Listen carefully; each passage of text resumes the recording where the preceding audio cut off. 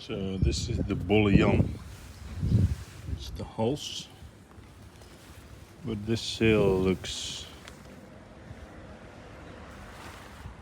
well, brand spanking new actually.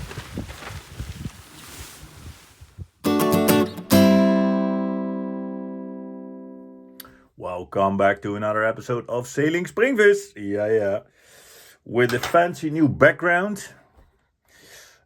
This episode is all about the new ship, Springvis, the new set of sails that came with it, some small jobs, and yeah, basically prepping for my first sail that will be next episode. But more on that later. For now, let's just get cracking with those sails. Well, this is going to be a lot of fun. Not so sure how much fun it is to get it in and out. Look at this. Top hook. Look at how the leather is stitched on this. This is like super neat. Really good. Wow, man, this is a superb sail, I guess. Good colors as well. Red, white and blue. So the bullion. I have to look how you hoist those things. Let me find the other end. This is the schoothoek. This is how it looks. Then they have the hull styling in the top end. So apparently there needs to be a connection on the boat in the front. Let me have a look. Would that be it? Would that be the connection to the sail? I guess so. So bullion is halfway, I guess. And we need something to hoist it. Oh, there it is. This is the one to hoist it. Well, it looks like a shabby piece of rope, but it's still good enough for what it should do. It goes all the way up there. Yep. That's funny. Okay, so we can hoist that. We can do that. So light weather sail, good. I can pop a bullion. That's really funny. So by now I can actually say that it was a lot of fun. On my first sail I was able to use the bullion until it sort of broke. More on that later. For now, let's just continue with the other sails. And this is a head sail with the furry thingy in it. These pads are there to furl it, don't damage the sail, I think. This looks like a pretty good sail. They were actually so kind to put 246 on it as well. They already told me it was a good sail, but I hadn't seen it, so this is actually pretty amazing. And it looks rather big as well, by the way. I think this one is bigger than the one on the furler, for sure. So another light weather. So somehow I never have light weather. But would I have light weather one day, this will be perfect to hoist. And it's also a fair size. I actually can manage this. Schoothoek, top hook. This really looks like a proper sail to me.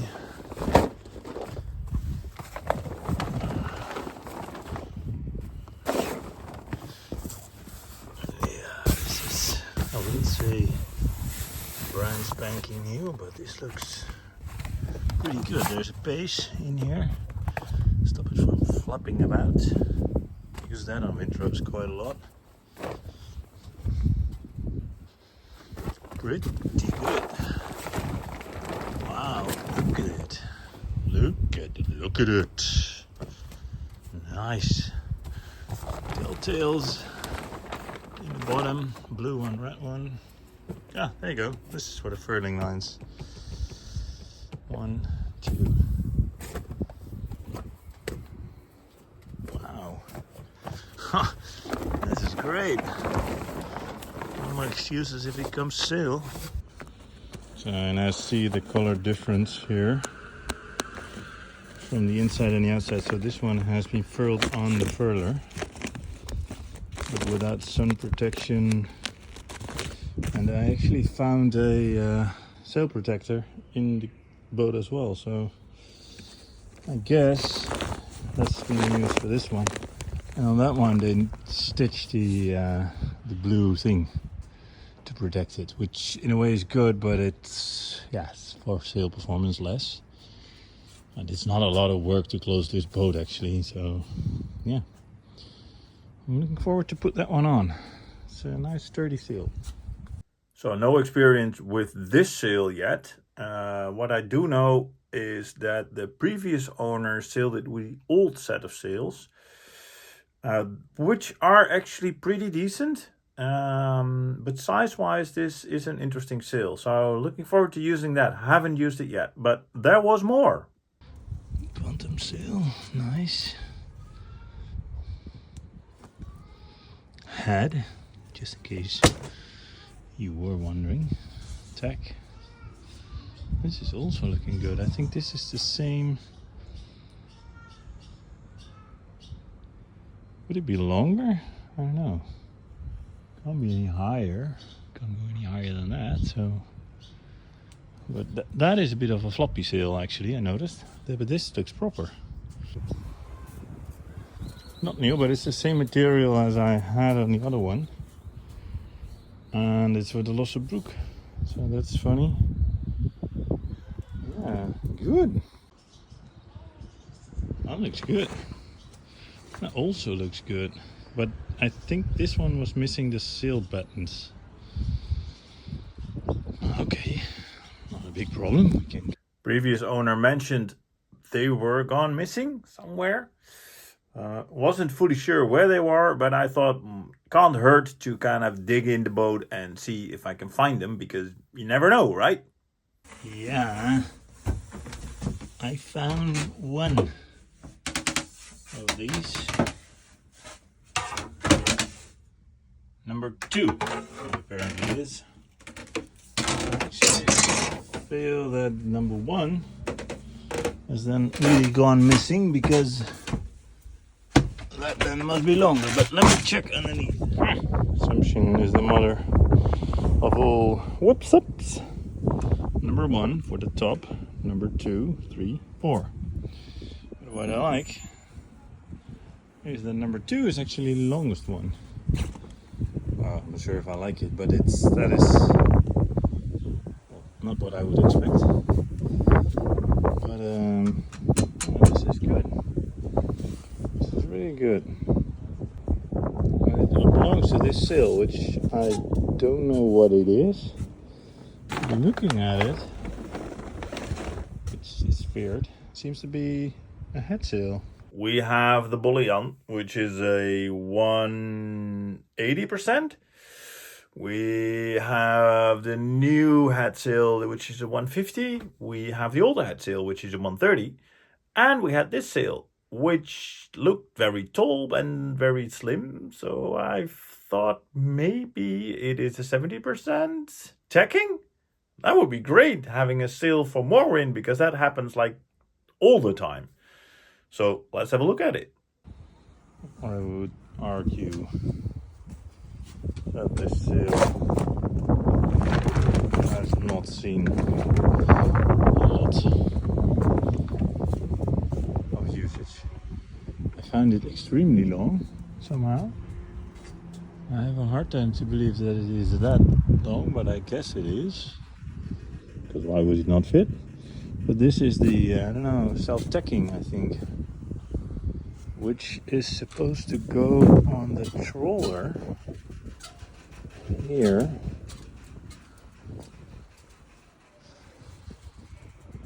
But that misses a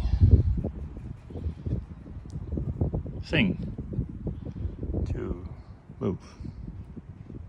So I guess that is somewhere or nowhere. And if it is nowhere, that will probably be pricey. It's interesting because the other sail comes all the way back here. Yeesh.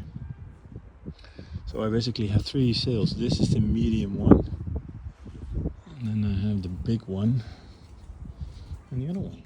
There we have it. So this is a 150% Unfurling Genoa from 2011 quantum seals. That is supposed to go with it to cover it up. This is a main seal, I guess also from 2011, and this is a quantum gearfog. I guess also from 2011, but that one had not been used for quite often because it's, well, apparently brand spanking new. So my gut feeling is that these seals were on it and then they changed back to the old ones, which I don't know why exactly, but they look pretty good to me. So there's a set of seals on it right now. You've already seen it, it looks actually pretty good. So I have a lot of seals actually. I guess they made a full new set of seals, which is good. So yeah, super happy with that. Additional set of seals, check. And I like it because I think they're good seals. And what I like is that they have different dimensions. So I could also sail with the self-tacking jib. I need to set up how that works, I don't know, but let's see as we go. I also explored a bit more what was in the boat, besides all your maintenance stuff like oil and stuff like that. I found in the cupboards additional cutlery. I found a whole bunch of lines. I found an additional pedestal anchor. I'm not sure I'm going to use it, but still. Some electronic supports like an inverter. Yeah, there is a lot of stuff on the boat. We will sort of browse through as we go, but for now, there was one topic on my list that I really wanted to look into. On the alternator and on the engine mount, I saw some like corrosion, and it looked like electrolysis, kind of electric corrosion. So reading the manual, I saw you should not have a common ground for the engine and for the household battery. So what I sort of decided was to split both. The engine battery and the household battery, get them apart and make sure that they're two different systems. So let's go. So the first little but important project is that I separated the starter battery from the service battery, at least I hope. They're now clean connections, so there is nothing on this and there is nothing on that, and I assume that if I start the engine and measure on that one, it should not give more than it does when the engine is off. So let's test that. And the reason for it is that when I bought this boat, oh, you can't really actually see it, but there was galvanic corrosion on the engine mounts and on the alternator. So yeah, so let's first test and see if it worked. But a fun little project, although it is pretty hot here. Yeah, and it is also fun because I'm waiting for my LifePo 4 battery. I'm going to make the same setup I had on Windrose, only bigger. Bigger is better.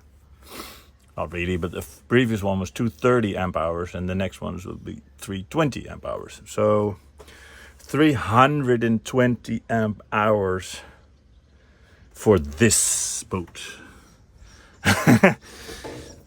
I have the same fridge that consumes a lot. I have nearly no electronics, but I have a steering apparatus that uses more. So I'm actually currently creating the wiring diagram. And it will involve galvanic isolation, or isolation at least, from the starter and the other one. So let's give it a go. And the first test is to test how much voltage is on each. So this one is at 12,670. 1270-ish. Let's test this one. 1278.77. That already is good because that's different. Let's test for continuity. Oh, I think that was broken with this thing. So testing for continuity if it actually beeps. It's good. This beeps. Black on black. Dang it, there is continuity. So there is another wire, a black one, that is connecting this to something. Shit. So I need to find out which wire that is and why. I don't think the black one will have continuity. The red one will have continuity anymore. It also has continuity. Like, how is that possible? Well, Jan, how that is possible is probably there is a wire and it is connecting the both somewhere. So follow the wire and you will find where that is. I think. Alright, my dear little YouTubers. I found and solved the problem. Probably you can't see it, but let me... Oh, just switched off. So let's show you. It beeps. I'll put red on red. That now does not beep anymore. Beeps. I put this one on that one, and I put black on black, and that one doesn't beep anymore. So now it is isolated, and it was due to the charger. The charger had a common ground that made the red one a common ground. So now there is no continuity between the service and the starter, which is good. And one of the culprits out. Funnily enough, I have one other one right over there. So I have two of those, and they're no good because they have a shared ground. Not handy. I've said it before, I'm gonna say it again. By making these vlogs, you actually revisit what you've been doing. In this case, you is I. And I was thinking, hey, is that actually the problem, or is it the transmission and the sail drive that is causing the problem? I think if there is a common ground, it solved it. If there isn't, I haven't solved it yet. And that is actually a bit of an issue, because then I really have to do something with the engine. Not looking forward to that one. But let's keep our fingers crossed that I solved it. So besides that, there was one other thing that was not working. Normally, I don't like rattly things on the boat. But if it is a winch, I actually do like it to rattle. And this one was out of rattle. So I fixed it as well. And it was actually a fun thing to do. So let's go.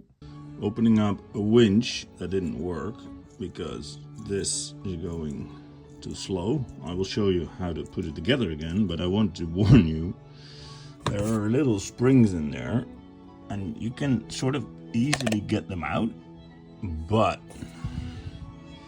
be aware of the spring because it jumps out like without warning. It does clean up quite nice though if you use brake fluid.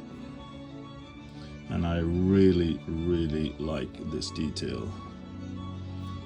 It has a number engraved in it. That's like super. It reminds me not to throw away everything that's old. To fix it, to clean it, and to go again.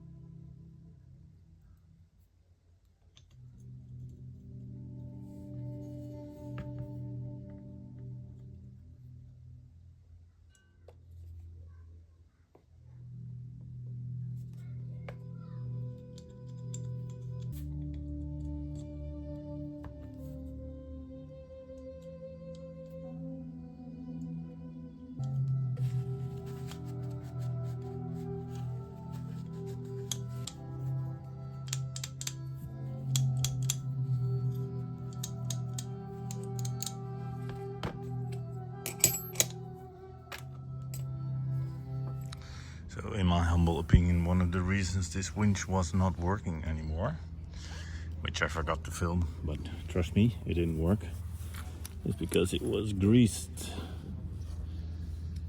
I wouldn't say too excessively, but basically that's what it is. There are some like, this is iron, and then in there is some sort of a plastic. And you're actually not supposed to grease that, according to the manual. So I'm going to degrease that a bit with some brake fluid cleaner, which I learned from GPT. Actually, Grok is quite good for that, and I have to agree that it is pretty, for one thing, aggressive, but then also it vaporizes super quickly, so you really get the grease off, and it doesn't leave a sticky residue like normally white spirit does. So I'm very happy with my new gained knowledge. All right, it's clean. Now, apparently this should just slide on. Obviously it doesn't, and with one hand it will be difficult. But let's see if for YouTubers I can actually make it work.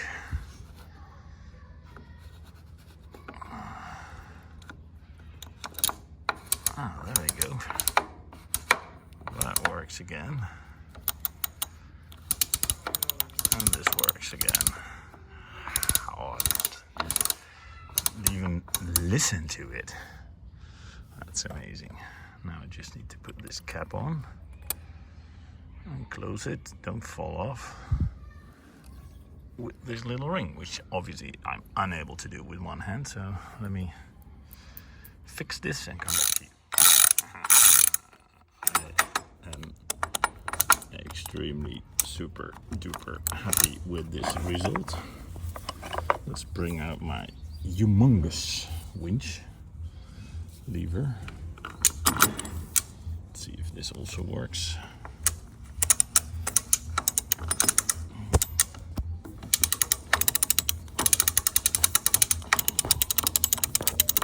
Perfect. It's a bit wobbly altogether, but all these things are. And this is just okay. Winch rattles, everybody happy. Almost done, almost ready for sailing. There was just one little detail, one little fun item, one thing that not a lot of boats have, but I find it uplifting. The ding dong. This is actually a special moment. Bring back the ding dong to the boat. And there we have it. It's back. That's another episode of Sailing Springvis. Yes, yes. I still have to get used to it, but it works. Next episode will be on a fun little sail to the Markermeer, on the Markermeer to Volendam, obviously to Volendam. But it's a great sail because it starts with like not a lot of wind and it ends with quite a bit of wind. Things get broken, there is excitement. So yeah, YouTube wise, you should like it because that's what you tend to click on. Fun and drama and stuff, but I understand that because I do the same. Hey, just human. Next episode, we're going to see how the boat sails. Hope to see you then. If you've liked this episode, leave a like. If you have a comment, for instance, on the engine and the electric system, or on the ding dong, or on the winch, or something else, leave it down below. I like that. And if you want to know what happens next time, hit subscribe, and I hope to see you next time. So, cheerios, boys and girls.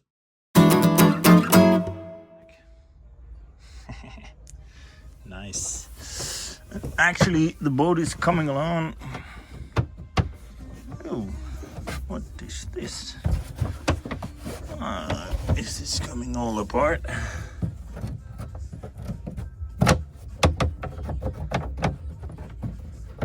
Well, little side projects. Actually, oh.